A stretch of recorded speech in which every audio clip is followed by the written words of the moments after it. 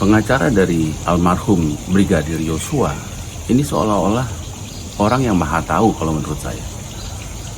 Dan selalu dia setiap hari ada update-update baru dari dirinya yang mendahului penyidik, mendahului bahkan belum masuk ke dalam pengadilan. Jadi kenapa ya nggak bersabar dulu? Apakah memang ini panggung?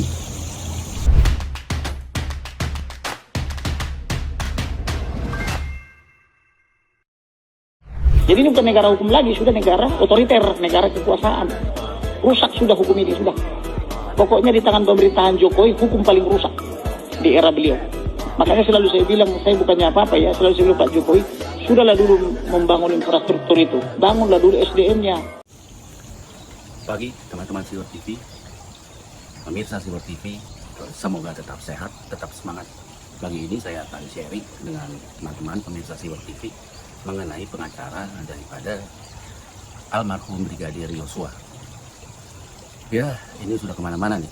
Jadi seolah-olah si pengacara ini adalah orang yang paling tahu atas segala-galanya dan selalu dia sebarkan ke publik. Akibatnya memang banyak sekali pendapat-pendapat liar. Saya tidak bisa menyalahkan, tidak bisa, karena itu hak dia untuk berbicara. Tapi bagi saya sih agak renyuh ya. Kasihan sebetulnya untuk almarhum Joshua sendiri. Kasusnya ini jadinya menjadi panggung untuk orang-orang yang ya saya lihat sih menjadi panggung ya. Padahal almarhum Brigadir Yosua kita tahu meninggal dengan cara seperti apa.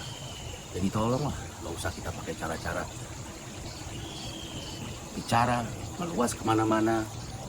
Terus terang sih saya sangat berduka cita.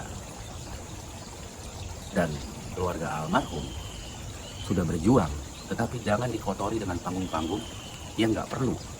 Kasihan keluarga almarhum dan kasihan almarhum yang sudah bahagia di atas sana. Buat apa kita kacauin lagi semuanya itu? Tinggal tunggu pengadilan kok. Kasus ini sudah 90% selesai. Jangan lagi diwarna-warnai dengan pendapat-pendapat atau opini-opini liar. Ini yang sangat saya sayangkan ya.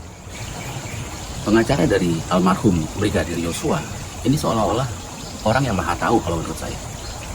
Dan selalu dia setiap hari ada update-update baru dari dirinya yang mendahului penyidik, mendahului bahkan belum masuk ke dalam pengadilan.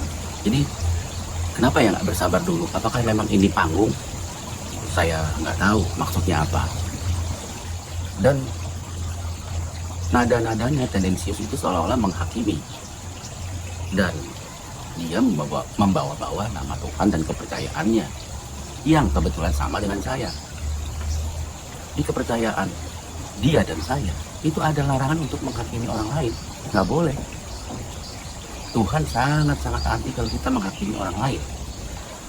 Dan kita sudah mempunyai ya perwakilan Tuhan di dunia ini yang namanya pengadilan dan hakim. Mereka sudah disumpah. Masalah hakim banyak yang ngaco, iyalah tetap manusia bukan Tuhan. Tetapi please bersabarlah begitu masuk ke pengadilan. Kenapa ini terus digiring ke opini yang liar? Bahkan ini yang paling gawat. Dia mengatakan bahwa hukum di Indonesia yang paling rusak, yang paling nggak oke atau nggak benar itu di zaman Pak Jokowi. Loh, kenapa lagi balik-balik bawa Pak Jokowi? Aneh tapi nyata ini. Apa salahnya Pak Jokowi? Dan Pak Jokowi sudah ikut campur di situ, mengatakan bahkan sampai 4 kali supaya dibuka, tuntas, terbuka dan transparan, keadilan perlu ditegakkan. Di wawancara dengan keluarga Yosua, ayah dari almarhum Yosua, bahkan mereka turut mengapresiasi Pak Jokowi. Kok ini malah pengacaranya mengatakan hal seperti itu, bahwa hukum paling rusak itu di era Pak Jokowi. Inilah sudah keluar jalur semua nih. Saya nggak tahu nih ada apa, mencari panggung. Banyak sekali orang yang menunggangi kasus ini kalau menurut saya. Karena kasus ini memang sangat viral, sangat mengganggu rasa keadilan masyarakat.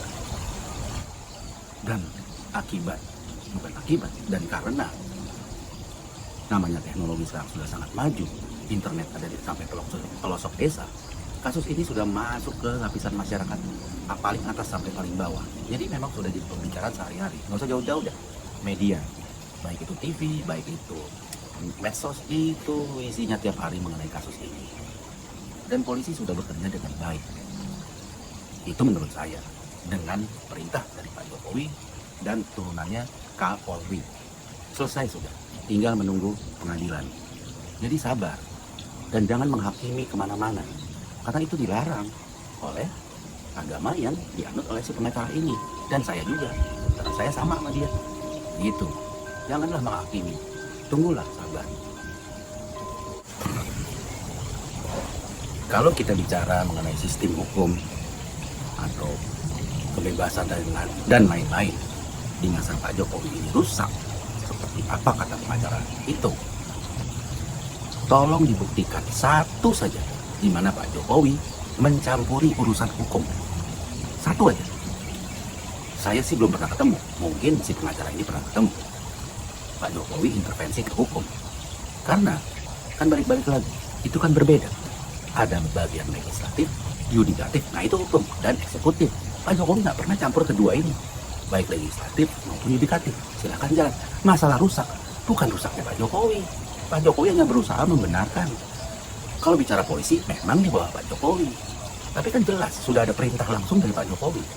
Memang sih, quote and quote seperti himbauan, tapi itu perintah. Bagi Kapolri itu perintah, dan selesai masalahnya. Di mana rusaknya? Mana rusaknya? Gak ada yang rusak. Gak ada yang rusak di sini. Gak ada yang paling buruk bahwa di zaman Jokowi itu hukum buruk. Silakan buktikan, jangan hanya ngomong, buktikan bahwa Pak Jokowi memang buruk dalam memerintah dan hukum di Indonesia menjadi buruk. Silakan buktikan. Karena Pak Jokowi nggak pernah ikut campur. Kalau Pak Jokowi intervensi baru buruk. Orang mesti di penjara, sama Pak Jokowi bilang jangan, nah itu buruk. Kalau ini enggak, saya nggak pernah dengar Pak Jokowi mencampuri urusan yang namanya yudikatif. Dia tetap eksekutif, menjalankan perintah daripada konstitusi. Dia jalan infrastruktur. Itu yang paling bagus, karena itu berguna untuk berapa ribu tahun ke depan, berapa ratus tahun ke depan, sorry, ribu enggak kali ya, ratus tahun ke depan, anak cucu kita. Jadi ya, tolonglah dikoreksi. Pak Jokowi nggak salah di dalam kasus ini, dia nggak pernah melakukan apa-apa di dalam kasus ini, bahkan dia minta menjadikan terbuka, adil, transparan, akuntabel, dan lain-lain lah. Itu udah perintah. Itu sih yang mesti dipegang oleh pengacara ini. Jadi janganlah meluas kemana-mana. Tidak perlu, tinggal tunggu aja nanti pada saat pengadilan. Silakan berbicara di pengadilan sebagai pengacara daripada keluarga korban. Karena kasihan keluarga korban kalau memang akhirnya ini melebar kemana-mana.